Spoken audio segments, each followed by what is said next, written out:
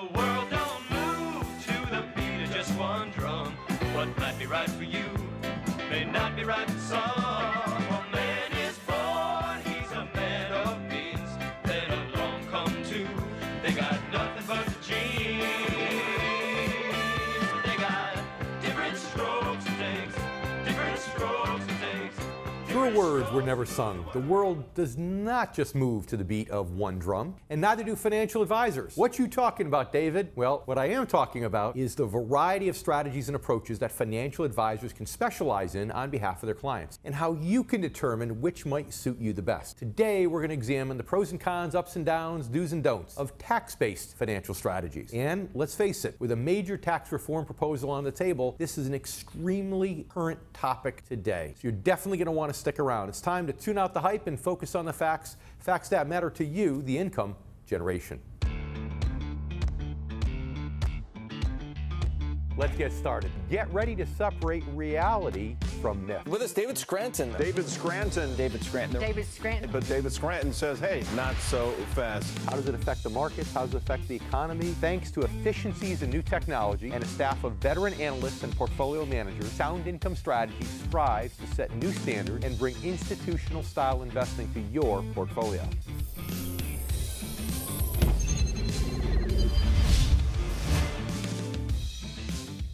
Hi everyone, and welcome to The Income Generation. I'm David Scranton, your host, and on this show we have focused often on financial advisors who lean heavily on stock market-based financial strategies. Last week we actually explored a more volatile form of investing when we looked at Bitcoin and other cryptocurrencies. We've also talked, of course, a lot about my own specialty, investing for income. And today we're going to examine the eye-opening world of tax strategies, both in the accumulation phase of retirement planning as well as the income phase. I'll talk about some of those strategies and get additional expertise from today's guest, Matt Zagula, author of the new book, Smart Retirement, the strategic movement around retirement taxation. In fact, Matt is another example of this show's commitment to welcoming a wide variety of experts who share our desire to help everyday Americans protect and manage their money. If we feel that they can help educate our viewers, we're glad to have them here. And as always, we'll also get some fresh perspectives at our Financial Advisors Roundtable. But first, let's talk just a bit more about using these tax strategies while still in the accumulation phase of preparing for retirement. When you think about saving money or building wealth through taxes, you probably think first about a business. And it's true, business owners have a number of tax strategies they can use to their advantage depending upon the structure of their company. For example, they can decide to take income out and cash flow out in different ways. They might choose to take it through salary, take it in the form of company stock, take it in the form of dividends, or have their income deferred into a pension plan especially designed to maximize that business owner's benefits. But employees of a company, however, have significantly fewer such options. And of course, the one most workers take advantage of and are familiar with is investing in 401ks. Let's face it, in theory, the very best investment tax-wise would be one in which you can make pre-tax contributions. Then you wouldn't have to pay any taxes at all on the interest or gains as your money grows. And ultimately, you'd be able to withdraw it all tax-free. Of course, as you know, the only problem with that investment is it's too good to be true. It simply does not exist. But the next best thing in the eyes of most workers is their 401k. The only trade-off between it and that non-existent investment is that a 401k lacks the last benefit. Yes, you do get pre-tax contributions. And yes, you do not have to pay taxes on the money as it grows. But unfortunately, yes, you are taxed when you withdraw the money.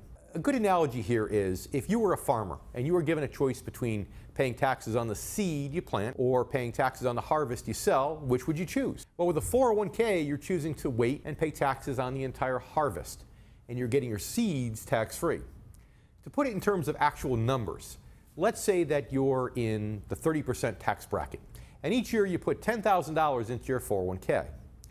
Because it's a pre-tax contribution, it actually costs you $7,000 because the government is putting in the other $3,000 on your behalf. Yes, you're going to owe taxes on the whole thing in the future, but meanwhile, all that money is sitting there compounding and accumulating interest and not being taxed. So it's kind of sort of like an interest-free loan from the government. So the question becomes, so what then would be the equivalent of paying taxes on the seed rather than the harvest?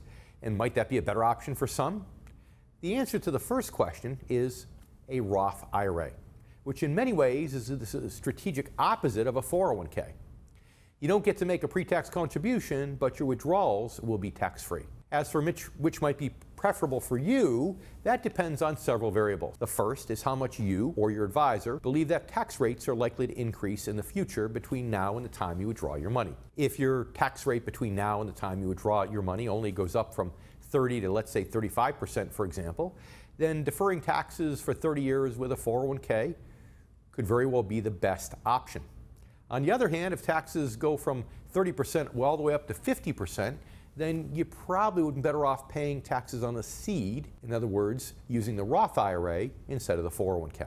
But not so fast. Why? Because there's another variable to consider here, which is how much time you have to let that $3,000 that the IRS is loaning you grow. It may be 30 years, but it might only be 10 or 15. As a general rule, the longer the time, the less the tax rates have to increase in order for the Roth IRA to make more sense. To put it simply, if you have either a lot of time for your money to grow tax deferred, or you think tax rates are going to go up a lot between now and retirement, you might very well be better off paying taxes on the seed rather than the harvest. In other words, maybe the Roth makes more sense strategically than the 401k. But that decision has to be unique for every individual. But not so fast again. Another reason most workers and advisors almost default to the 401k is that the Roth has more limitations as to who can use it and how much they can contribute. For example, the limitation on the Roth IRA currently is $5,500 if you're under the age of 50 and $6,500 if you're over the age of 50.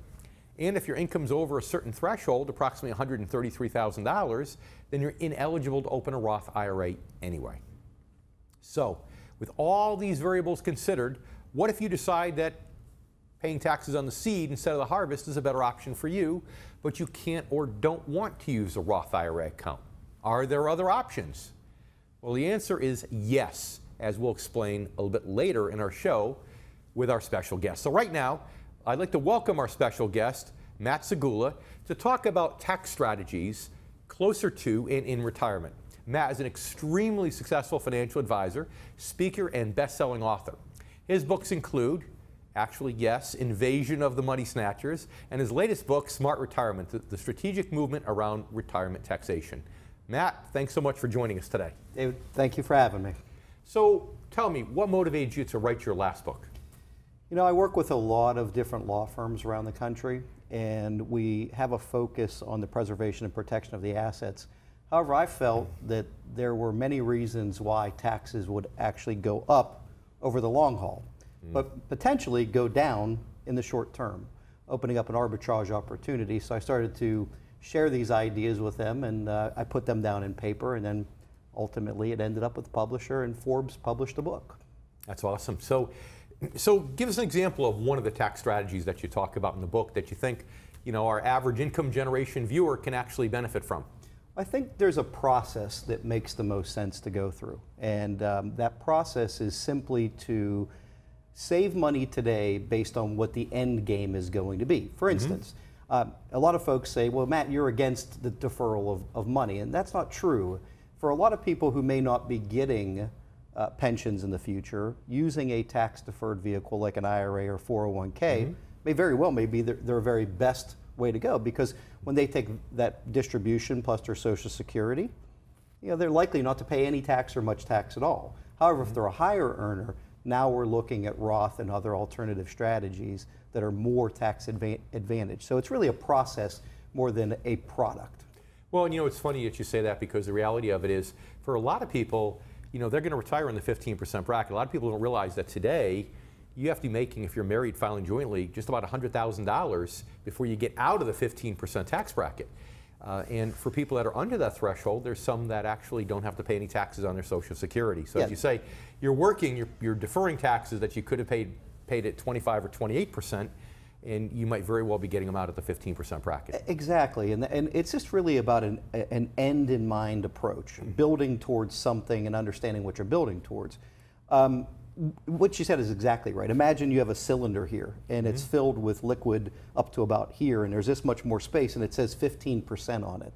You know, if you do believe long-term taxes are going to go up, then doesn't it make more sense to fill that bracket, move those dollars to a more tax-advantaged product or, you know, strategy, and then ultimately have access to that at a low tax bracket, rather than paying more later or letting somebody inherit that who's going to be paying a lot more taxes later. Sure. Now, what if I'm 45 or 50 years old and I know that at some point in my 60s when I retire, I want to buy a second home. I want to buy a cottage or something like that. I want to save for it in a tax-preferred method. Then I'm certainly not going to use a 401k because you're going to be pulling out a lump sum. It'll probably be getting pulled out in a higher bracket than what I'm contributing.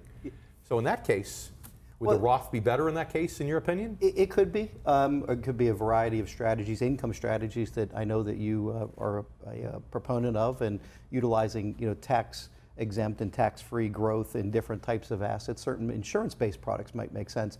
But you're right, if we're trying to buy something in our 50s and we're using qualified funds, we not only have the potential for a future higher tax, but we also have penalties.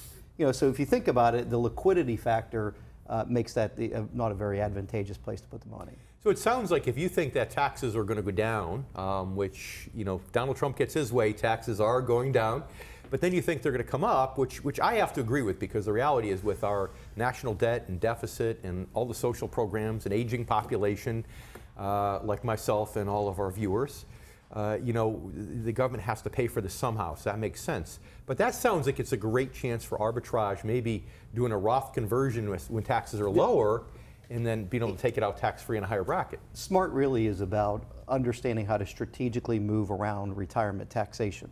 That is my trademark process that we use in our firm. What we teach to other advisors and the lawyers is, how are we going to look at this person and say, how are we going to get the most bang for the buck on a net after-tax basis? Because income planning sometimes is limited towards a number.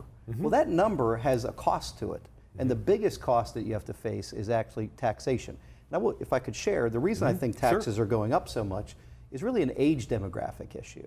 I believe there are 3 dates that have permanently changed the face and future of the American retirement system for forever. And the first of which happened in 2008.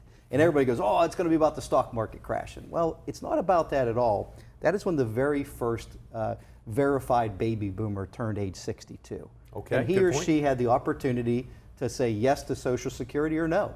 But then 10,000 every day after that came on. Of course, by deductive mathematics, we know that in 2011, we have them eligible for Medicaid.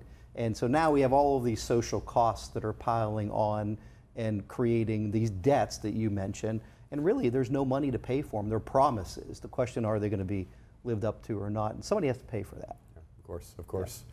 So one last quick question. We have about 20 seconds left before we go and take a break. But your thoughts about taking away the Roth IRA. Do you think Congress will ever come out and say, oh, all that money we said was tax-free isn't really going to be tax-free anymore? Do you think they'd ever do that, or do you think they'd be too politically unpopular?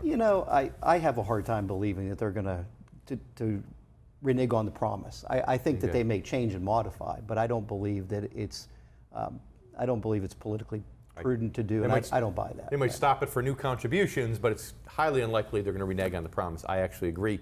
Matt, stay with us for just another moment, please, when you take a commercial break.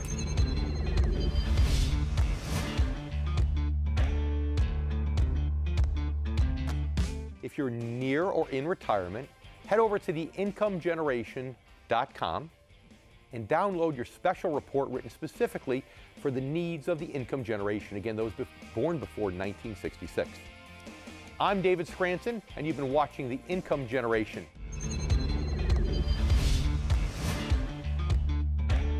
Welcome back to The Income Generation. I'm David Scranton, your host. Let's talk just a bit more now about Roth IRAs. So let's say you and your advisor have determined, based upon your goals and your situation, as you just heard Matt Zagula say, that paying taxes on your seed, in your case, is a better strategy than paying taxes on the harvest.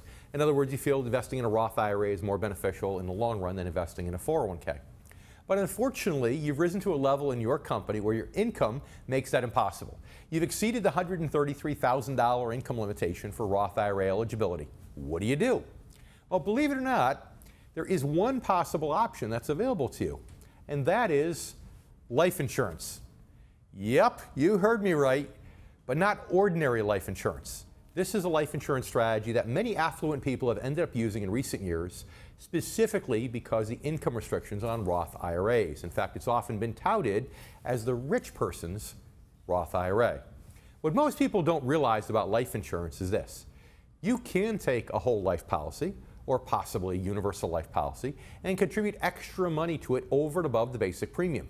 That extra money goes almost 100% into the cash value and grows. This can be done up to a certain limit without any adverse taxation. Those contribution limits were established by TAMRA, which was the tax act that we had back in 1988. And any extra money that you put in the policy within those limits becomes taxed as life insurance when you take withdrawals. Only if you exceed those limits will you be taxed adversely. But as long as you stay within the limits, the benefits are as follows. Although, yes, you are contributing after-tax dollars into the plan, you get tax deferral, i.e. you don't have to pay any tax on the interest and gains as it accumulates, or on certain withdrawals, but then in addition, on any strategically structured policy loans. No tax on those withdrawals or the strategically structured loans. If these loans are structured properly, you should never have to pay them back during your lifetime. In essence, you're taking tax-free cash flows for life. How does it get repaid? Well, you see, we all die at some point, and it's only after your death that the loan is repaid through a tax-free death benefit. So ultimately, what your advisor has done is help you strategically engineer a Roth IRA through a life insurance policy. Are there other life insurance-based tax strategies that could benefit retirees and near retirees depending upon their strategy? Well, to answer that question, let's welcome back our special guest today, Matt Zagula. So Matt, I happen to know, we talked about it during the break, you know maybe a thing or two about life insurance taxation. So tell us, what are your thoughts about these types of strategies, and for whom might these strategies actually make sense? Well, I think you nailed it. I think for higher earning folks that can't utilize Roth, this becomes a logical extension to that. It's interesting, you know, you look at big financial companies who are more geared towards turnkey asset management and multitude of assets. They really are negative on the use of high cash value, low death benefit, high cash value, low death benefit life insurance. And, but their executives are using them at the company level. So these are not uncommon structures for very wealthy people to shelter taxation, and also then whatever's left moves on to their family on a tax-free basis. So it's an amazing way to live tax-free or get a tax-free source of money to take from in retirement, as well as pass wealth on to the family without paying any taxation. So this could make financial sense even if one doesn't really need life insurance. It can make financial sense just as an investment, is what I'm hearing you say. It can. You know, I do think there's a hierarchy. You have to look at the tax deferral side first, then you have to look at the Roth, and then this is an after. So it's a process to get there, but for some folks it's a very potent way to achieve tax diversification. And it's interesting because if you look at how Warren Buffett utilizes his own assets, his own insurance assets, he uses the future liability, that float, to buy companies. Here, you said it so well, the future death benefit pays the loan.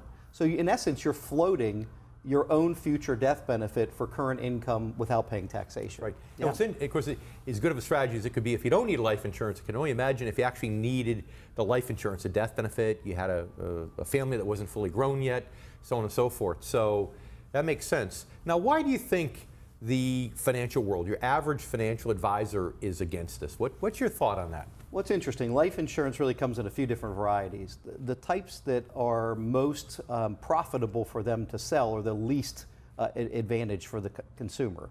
When you look at a properly structured contract that is really geared towards the creation of future retirement income and future death benefit for the family, achieving both, it really is a function of the advisor being willing to take the least amount of compensation legally available on those contracts to achieve that outcome. So that they're not, you have to go through underwriting, there are hurdles, they're not fun to get through, but they're extremely beneficial to a client if the situation's correct. So if said financial advisor then wants to do the best job for the client, he has to be willing to take the least amount of compensation for himself. That's what works best. Yeah. So that's fine for life insurance-based advisors who typically don't utilize this strategy maybe to the greatest benefit of their clients. But how about stock market-based advisors? How about the people at the big wirehouses? You know, why don't they talk about this more? Why don't, they're used to getting commissions. I mean, why wouldn't they want to do this? We're seeing a big push with lawyers who are multidisciplinary, who are suggesting this to their clients for future retirement taxation and tax diversification. We're seeing independent AUM advisors, assets under management advisors doing it. But the wirehouses, they are very opposed to the use of life insurance in a plan. And I think it's to the detriment of their client. I think part of it is because they're going in the direction now of non-commission. Everybody's going in the direction of more fees. Of course, this new Department of Labor thing that President Obama started is pushing that along even more. So if your philosophy is to do fee-based planning, then they may not like the fact that they put somebody in a financial tool, they get paid once, and they have to service that for the next 50 years that client lives. Yes. So I think for some of the big wirehouses, the direction they're going in, I think that might be kind of a selfishly motivated thing why they don't want to do that. Yeah, it's interesting. You know, the wirehouses, sometimes they don't like annuities, they don't like life insurance, but yet what they sell is really based on an annuity for them of fees for a lifetime. Mm-hmm. You know, so I do think that there may be some of that in there. Now, it's funny, we talked at one point, you and I, about, you know, the concept that even the death benefit sometimes can be a tool that can benefit the particular client while they're living, especially business owners who are willing to think a little bit outside the box. Yes. You know, the concept of making the death benefit come alive, for example. Yes. You give our income generation members a kind of an idea as to how they might actually be able to get use of the death benefit while they're alive, without faking their own death, if you know what I mean. Yeah. No fraud. That's yeah. right. No, what we're talking about is really utilizing those loans that you're talking about. You know, and if it's a business owner, they may be coming on to, if these tax rates change, it could be an unbelievable opportunity for them to buy insurances in unique structures like split dollar or other type of arrangements where they'll be able to arbitrage the tax rates legally. And I think that that's really fascinating. But you're absolutely right. If you utilize loans on a tax-free basis, how does it get paid back? Well, it gets paid back by the death benefit. And we all die someday, right? Yeah, but how about what we're talking about with the death benefit part? I mean, you know, you had talked to me about, okay, because there's this death benefit, well, maybe now one could do a charitable trust. Because there's this death benefit, maybe one could buy a certain type of annuity, which gives you more income, but then, you know, you could definitely increase your overall personal yield by having death benefit because it's replacing assets. For instance, if you have a charity that you care about, and of course you love your kids, right? Well, so what you can do is the leverage of death benefit gets directed to your children, tax-free. The qualified money that you have that is kind of tax toxic, or there's a bill to pay with it, could be left to the charity, and then it's tax-free to them. So you can pick and choose who gets what in an estate plan by putting life insurance into your plan. I think it's a powerful tool that some are using, and it's becoming more popular. We're seeing a lot more higher net worth folks using it that aren't necessarily Fortune 500 executives. So, and I think you said it right. I mean, what people don't realize is there's the corporately owned life insurance, bank-owned life insurance. We call it COLI and BOLI, you know. Huge. People are doing it. The wealthy are doing it. But in fact, the wealthy are doing charitable remainder trusts. Oh, yeah. And a lot of people who I wouldn't say are affluent, but more we call the mass affluent, that, you know, have a couple $1 million, they don't want to take minimum distributions from their IRAs. So it sounds like having the life insurance is almost like a permission slip from your children, if you will, so that, you know, now you can take that whole IRA and say, you know what, I'm going to give that to charity. I'm going to avoid the RMDs. That's a pretty cool strategy. Very. You could spend their inheritance and then get it all back, tax-free. It's a cool strategy for the average Joe. Matt, thank you so much for being with us today. I really appreciate it. It's been a privilege. Shed some light on a very complex topic. And our income generation viewers, stay with us. We'll be back with our financial advisor roundtable to explore this concept further. Stay with us.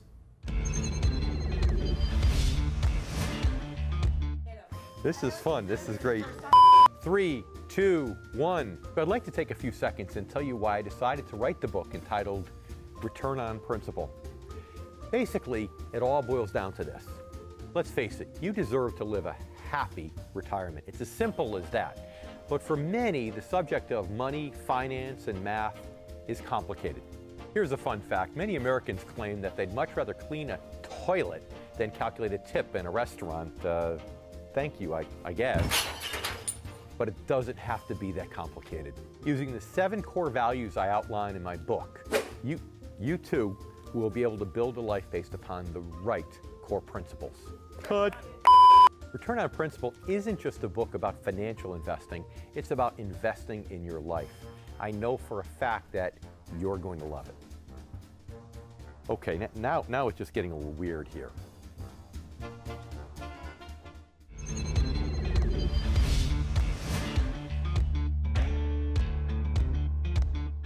Yes, it's that time again. It's time for our Financial Advisors Roundtable.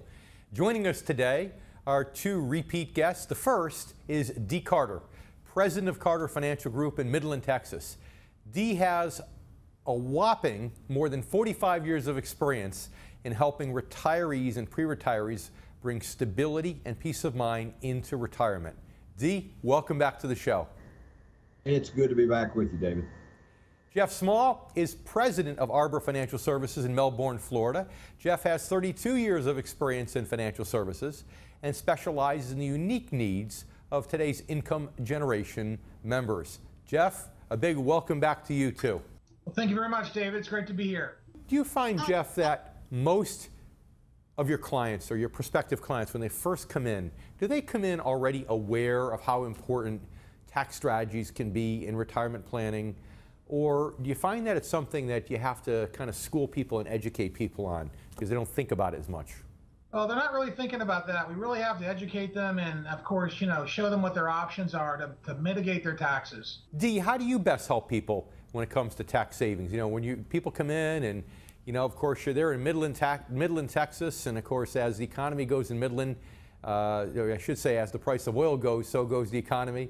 So, you have people there that come in that are pretty affluent. The traditional millionaire next door, the guy who comes in a, old rusted out Ford F-150, but yet has a few $1 million. What do you do with that person to help them save taxes? What are some strategies that you found useful for them? That scenario you just gave is very accurate, as a matter of fact. I had one of those just yesterday. What we try to do, we try to see where they are, obviously what they're doing, what their background has been, and who's been working with them, because we want to work with their tax people. If they have a CPA they're working with, we want to go through them and work with them as much as possible. But we find that a larger percentage now are a lot more aware of what their tax situations are than there were just a few years ago. But they still need a great deal of education from our standpoint. But you heard our special guest, Matt Zagula, talk, and he was talking a lot about people who were preparing for retirement, who are years away, who are accumulating. We tend to get people when they're either retired or just on the brink of retirement. Putting pre-tax money away is not as beneficial if you're going to put it in pre-tax and end up taking withdrawals in a couple of years in many cases. We tend to find more people coming across the table, I think, at least in my practice, for example, who think tax-free municipal bonds or the saving grace. They're the solution. Jeff, what are your thoughts on tax-free municipal bonds? Do you come across those much in Florida? I know there's no state income tax down there, and if so, what do you tell people? Well, basically, tax-free municipal bonds really are not giving us an equivalent rate of return that we would need, that we can get actually in better rated bonds that are corporate bonds. They're paying more interest, so we don't have the tax savings there really. So if somebody wants muni bonds, it's not because of the math, it's just because of the preference. It's because they like the sound of being tax-free, but when they really do the math, it oftentimes doesn't make sense. Now Dee, school me on Texas. You guys do have a state income tax in Texas, correct? We do not have a state income tax in Texas. We're one of those lucky states that does not have it. And I agree totally with Jeff. We have the people come in, if they want tax-free munis, it's because they like the word tax-free. But when we take a look at where they stand and what their tax write-offs are on the other side of the coin, and a lot of them have great tax write-offs in their businesses, it's better to go after with the corporate high-yield bonds than it is with the tax-free municipals. And it's a very good point. I was on a call this morning with someone, one of our advisors that part of Sound Income Strategies, and he had a case where it said on the statement, and this is on the big investment banks whose name you recognize, it said right on the statement that most of the yields were about 4%. But because the bonds are currently traded at a premium, we did the math on it, and if they held these bonds to maturity, they're really only earning about 2.5%. And when they're paying a fee of 0.8%, they were down to 1.7%. And I think most people don't realize that. When they have municipal bonds, they look at the statement, they see the 4%, they think, oh, I'm getting 4%, isn't that great? But when you factor in the actual economics of the fact that they're holding them at a premium and they have to pay a management fee, when all is said and done, it's not much better than the bank, right, Jeff? And you find the same thing to be true? Oh, there's no doubt about that, Dave. The math just doesn't compute. If you want to take a haircut, then buy a muni bond because the tax savings isn't justified at all. It's funny, Dee, do you find that people get confused sometimes when you say, people say, I want tax-free, I want tax-free, that they lose sight of the fact sometimes, some people do, that the goal shouldn't be to pay the least amount to the government. The real goal should be for that investor to keep the most after he or she pays the government. Do you find that sometimes people get confused and look at it from the wrong side? No question about it, and you made a great statement there. What we're trying to do is get the most into their pocket when they get ready to retire, as opposed to trying to save so much for from the tax man. So we have to educate them as to which side they need to go and show them the difference between the two, and sometimes between the 3 or 4. But we really want to show them the best opportunity for them to have the most they can put into their pocket at that magic day. Now, Jeff, I'm going to paint a picture for you because you're in the East Coast of Florida, so you and I can relate to this.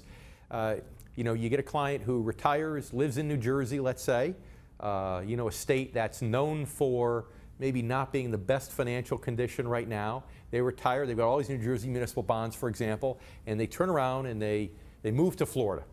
And you see them and they've got all these state-specific bonds, and it seems almost like the advisor is more worried about getting them tax-free interest than he is putting them in states that have good credit, that have solvency, so on and so forth. Do you see that a lot? And if so, how do you handle that? What do you tell people when you come across that? Well, it's been for quite some time. We know we have to be very careful about what state bonds we buy because so many states are in the red in this country. And recently, Illinois has gotten a lot of press. I think they're $15 billion and haven't been able to balance the budget in a few years here because nobody can agree on anything. So, I guess we have to have a state failure first for folks to really come to fruition and fix things, politically speaking. But as far as what folks are holding, we always scrutinize those things. And like you said, Dave, a lot of bonds, even some of the bad states, are selling at a premium now. And so we can dump a lot of these things and get them out. And that's the most important thing, so they don't have exposure to a state that might have weak economics. Yeah, I mentioned New Jersey as an example, but the reality of it is you brought up a better example. In the state of Illinois, they can't even decide on a budget. So it's forget about balance. They can't even decide on a budget, and that's unfortunate. And I think the one thing good about our current president is he's been pretty vocal coming out and saying this isn't our money, this is your money, it's taxpayer money. And I just wish all the states would look at that the same way. Gentlemen, I need you to stick around for a minute if you can. We're going to take a commercial break. We'll be right back with more words of wisdom on tax saving strategies for income generation members, specifically for you. So stay with us. We'll be right back.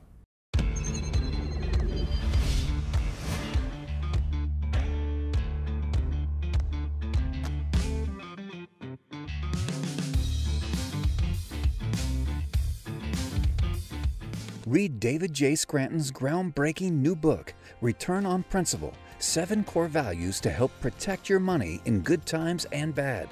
Discover practical solutions to the financial challenges facing today's generation of retirees and near retirees.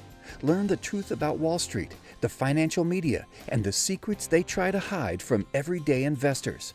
This isn't just another book about investing. Working Americans who have lived through 2 major stock market crashes and the worst financial crisis since the Great Depression in the past 16 years don't need another book about investing. David Scranton's approach to financial planning is a holistic system designed for maximum protection, strategic growth, and reliable income regardless of market conditions. Stop planning for retirement with your fingers crossed. Read Return on Principle, 7 Core Values to Help Protect Your Money in Good Times and Bad. Available now. If you're not using someone who's well trained in fixed income and you're born before 1966, it may just be time for you to break up with that advisor and move on. I would suggest someone who will care for you through these important years of your life. If you need help finding someone, call or write us. I'd also like to remind you of the special report entitled The Income Generation. This is available free to you, our loyal viewers, online. If you haven't downloaded your report, pick it up after the show.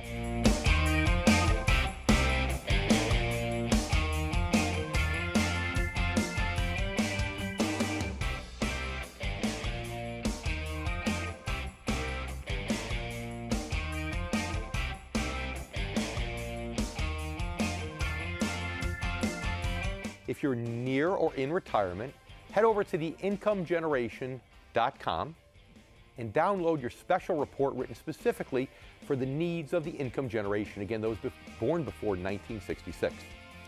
I'm David Scranton, and you've been watching The Income Generation.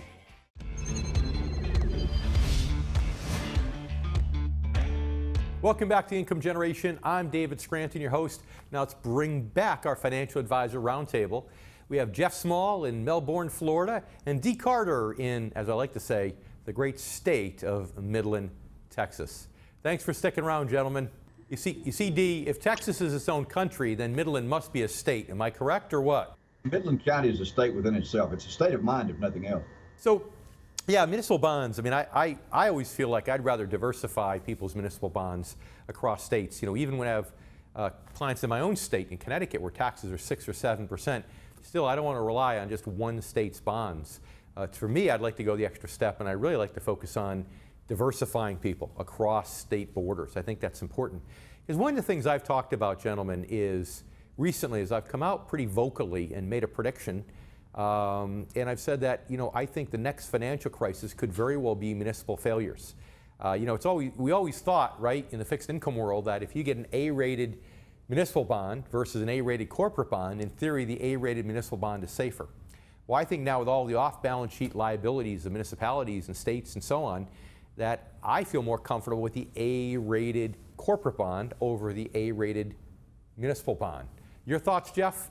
Oh, I could not agree with you more, Dave. You know, as we have continued political gridlock in all of these various municipalities, states, cities, counties, whatever, you know, they've got to get their act together. And I think you're right. I see a bailout down the road for the folks that can't get it together, similar to what happened to Orange County several years ago in California. And you know, it's funny, and we hope there's a bailout, but if we start to get states to fail en masse, I don't think that is really feasible for the federal government. So it'll be interesting to see what happens. You know, think about it. If a corporation wants to increase their revenue, they come up with a fancy new product, they market it, and hopefully they can increase their revenue if they're smart. But if you're a state, what do you do to increase your revenue? If you raise property taxes as a town or you raise state income taxes as a state, people are going to move out, right? We've already seen that happen in a lot of states up north, like not for your states, but we saw that happen in Connecticut, that's happening in New Jersey, and so on. And the same is true with the defensive side of it. If you want to lower your expenses, corporations can lay off employees, can cut back left and right, but you know, what are states and municipalities going to do? They can't start cutting into the bone and laying off all the teachers and laying off the police officers and all the firemen, right? That wouldn't work, would it? They've talked about it in Texas a couple of times recently. Well, Dee, it's a little different. It's a little different in Texas. You probably could get rid of all the police officers because all y'all are packing heat over there anyway, so you don't really need them, right? You could take care of your own business, from what I understand. Well, it's not quite that bad, but it's getting close to it. We do have some cities in Texas right now that are undergoing some difficulties, and it's because of the way they've been governed over the last 20 years, and now they're reaching out to the rest of the state saying, we need some help. Mm-hmm. So as a result, we're not looking at too many municipals or the corporate of that situation at all right now. So Dee, another tool that I find that a lot of people have, they're members of the income generation, a lot of people look to get tax benefits through annuities. Now, annuities aren't tax-free. They don't pay tax-free interest. They're tax-deferred. You know, do you come across annuities much in Texas? People come in holding annuities, and where do you think annuities fit in versus where they don't fit in for your average retiree? Well, we see a lot more of it now than we did for a while. It seems like people are becoming more conscious of the ability to put money into a situation that's tax deferred, and so we do see a lot more than we did for I'd say the last 15 years. I've had the luxury of being in the business now for 46 years, so I've seen this thing move both ways. And right now we're seeing more and more people wanting to put things into guaranteed type products that perhaps may even have some fees attached, but the fees are so small. They outweigh, the safety outweighs the fees. So we're seeing a lot more annuity awareness now, I guess you might say, David, here in Texas. Now, Jeff, you know as well as I do that annuities are kind of like the good, the bad, and the ugly. Some people love them, some people hate them, and they're one of the most misunderstood financial tools. But in 30 seconds or so we have left in this segment, tell me, you know, where do you think annuities do fit in for what type of person as a possible tool? Well, there's good annuities, Dave, and there's bad annuities. And you know, what folks really have to do is make sure they have an advisor that helps filter out the bad ones. And some of the bad ones are variable annuities with high fees, of course, and lots of risk. So people that do come in asking for annuities, they are finding that annuities are synonymous with safety, and they need somebody to educate them on what the various options are and how to leverage them based on their own situation. All right, so people who want annuities are people who want guaranteed income.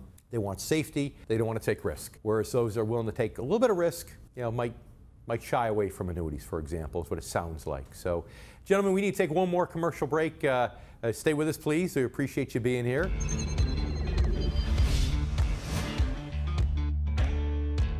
If you're not using someone who's well trained in fixed income and you're born before 1966, it may just be time for you to break up with that advisor and move on. I would suggest someone who will care for you through these important years of your life. If you need help finding someone, call or write us. I'd also like to remind you of the special report entitled The Income Generation. This is available free to you, our loyal viewers, online.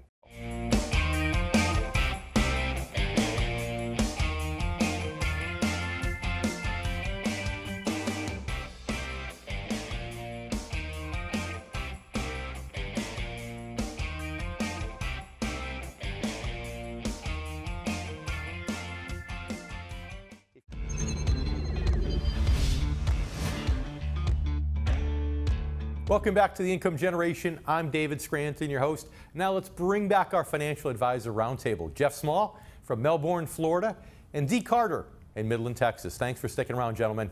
You know, people in Texas, here's a really safe investment, right? You can go ahead, if you live in Texas, you could do some exploratory drilling. So you can invest in drilling programs to try to drill wells that haven't been drilled before. You get all these upfront tax write-offs, exploratory drilling costs, intangible write-offs, and so on. And that's a pretty safe investment for people, is it not? Absolutely not. You're absolutely wrong about that. The thing about it is it's still exploration. That's the word. And the fact is that we still don't find oil every time they put something in the ground out here. Well, not to mention that, but you've been around long enough. You remember, as I do, what happened in 1986, Tax Reform Act of '86, where all those real estate limited partnerships offered accelerated depreciation, great tax benefits. So people let the tax tail wag the investment dog. They invested in those things just so that they can get the tax break. And then when the tax law changed in '86, the value of these things plummeted, and a lot of them went bankrupt. You probably had some of those right in Midland, did you not, Dee? Midland was the heart, in the middle of it, as a matter of fact. We had more of that in Midland than probably any other place for the size of our community than in the entire United States. Yeah. We still have people, believe it or not, David, 30 years later, that recall that, and they are absolutely avoiding anything that has to do with oil investment to this date because of what happened in 1986 to 1989. Jeff, you know, it's funny. There's the Trump tax plan, they're talking about, getting away with the deduction for state income taxes that are paid and everything else. But the question, and that's going to give an advantage to people like yourself in the state of Florida and Florida's revenue generation and so on.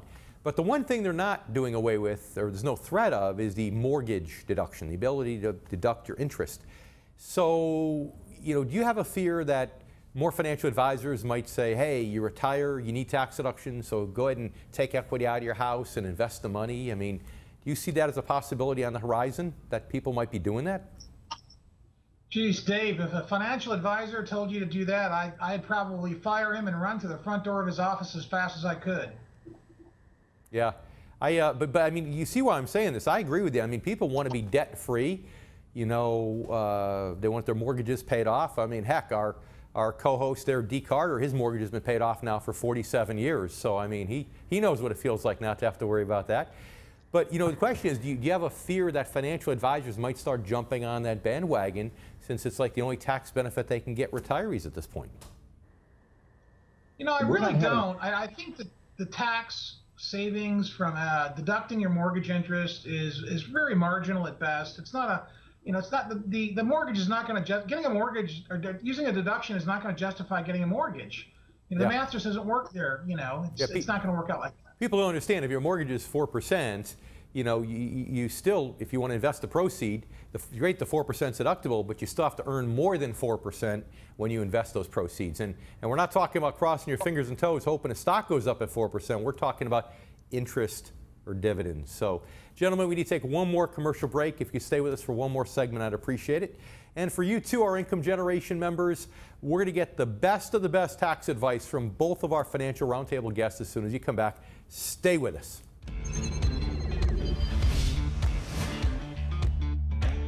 Welcome back to the Income Generation. I'm David Scranton, and more importantly, welcome back to our Financial Advisor Roundtable. And as promised, in this final segment, we're going to get the best words of wisdom on tax savings ideas from members of the Income Generation from both Jeff Small and Dee Carter. Dee, what's your best idea for tax savings for members of the Income Generation? I want my clients to at least take a look at non-tax things and taxable things first. We want to get their money out as early as possible with the things they've already paid taxes on. That way they don't have to worry about taxes coming up. They really want to have the pre-tax things already taken care of. Roth IRAs is a great example of that, and we do a lot of that for our younger clientele. On the other side of the coin, defer your IRAs as much as possible. So you're talking about the old buckets of money strategy, looking at which buckets you can pull income from tax-free, which are taxable, and coordinating that strategy based on your personal financial situation. Good advice, Dee. Jeff, what's your words of wisdom to our income generation viewers? Well, since 90% of the income generation, Dave, will have a 401k or a large IRA, the largest deduction in the tax code is to pass that IRA on to their family without paying tax by way of a multi-generational or a stretch IRA scenario. Nope, IRAs were designed to be a supplement to your income. They were never designed to be a source for massive amounts of liquidity, which of course then we have tax. And that's one thing we don't want to do, is take a big pile of money out of an IRA or a 401k, because then we're taxed. Gosh, Jeff, I wish we had more time. I'd love to talk even more about all the reasons why people should retire and not keep their money in the 401k, why typically rolling it over to an IRA is better in most cases, but unfortunately we don't have that time. Good advice, Jeff. I appreciate that, and so do our income generation viewers.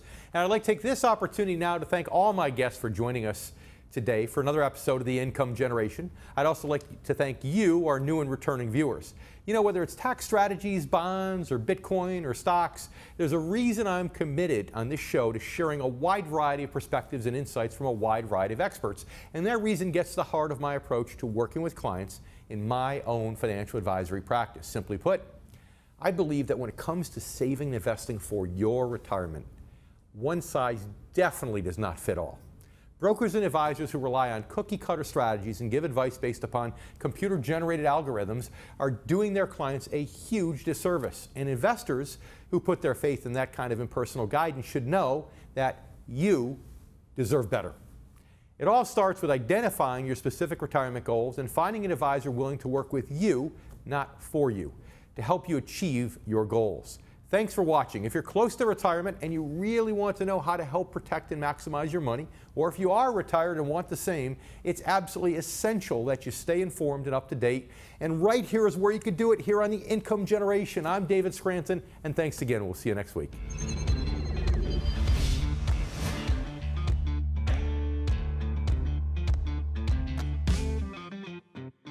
If you're not using someone who's well trained in fixed income and you're born before 1966, it may just be time for you to break up with that advisor and move on. I would suggest someone who will care for you through these important years of your life. If you need help finding someone, call or write us. I'd also like to remind you of the special report entitled The Income Generation. This is available free to you, our loyal viewers, online. If you haven't downloaded your report, pick it up after the show.